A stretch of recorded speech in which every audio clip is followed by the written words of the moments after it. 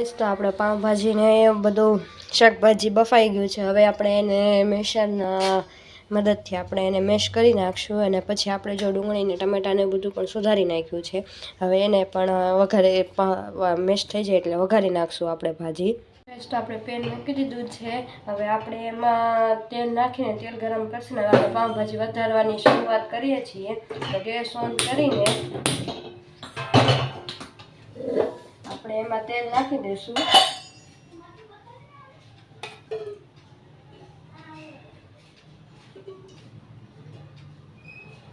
એમાં 3 પાવડા જેટલું તેલ નાખ્યું છે. બસ આ તેલ ગરમ થાય એટલે પછી આપણે એમાં થોડી ચપટી હિંગ નાખીને ડુંગળીને બધું સોતળી નાખશું.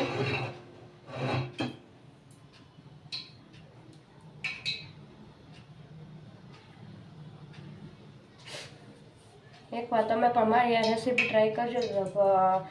તમને ગમે તો મારે કોમેન્ટ બોક્સમાં કોમેન્ટ કરજો. ને તમે બધા વિડીયો તો વધારે જોવો છો પણ લાઈક પણ નથી કરતા અને કોમેન્ટ પણ નથી કરતા. તો પ્લીઝ પ્લીઝ પ્લીઝ મારા વિડીયોને લાઈક કરો ને કોમેન્ટ પણ કરતા જાઓ એટલે અમને પણ થોડોક આમ અંદરથી તમને બધા વધારાના વિડીયો જે બનાવવા હોય એની પ્રેરણા અમને પણ મળે કે તમે જોવો છો ને તમને વિડીયો ગમે પણ છે. આપણું તેલ આવી ગયું છે તો આમાં આપણે ચપટી હિંગ નાખીને ડુંગળી નાખી દઈશું.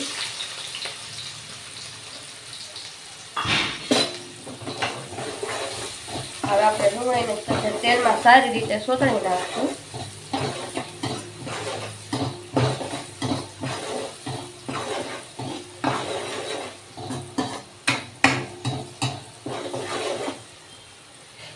આજે બધા વેજીટેબલ પડ્યા હતા.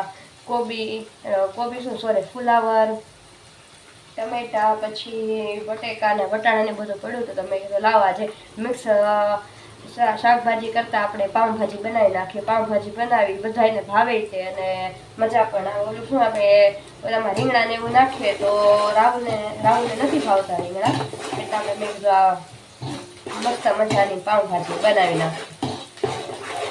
જોઈ શકો છો આપણી ડુંગળી તેલમાં સતળાઈ છે.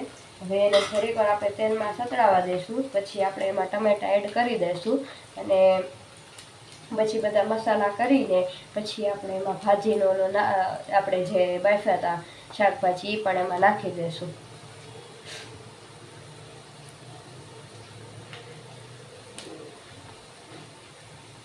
આમાં આપણે અમુક લોકો ભાજીમાં પ્યુરી બનાવીને નાખતા હોય ડુંગળીની ટમેટાની, પણ હું તો આવી રીતના જ વઘાર કરું છું. આવી રીતના વઘારો તો બધું ઓલું મેનેજ થઈ જાય કેમ કે આપણે ઓલું છે શાકભાજીનું બધું બાફવું જ હોય છે. તો બાફીને આમાં પ્યુરી કરીએ તો બધું એક સરખું થઈ જાય. એના કરતાં આ રીતે થોડીક બનાવી તો મજા આવે.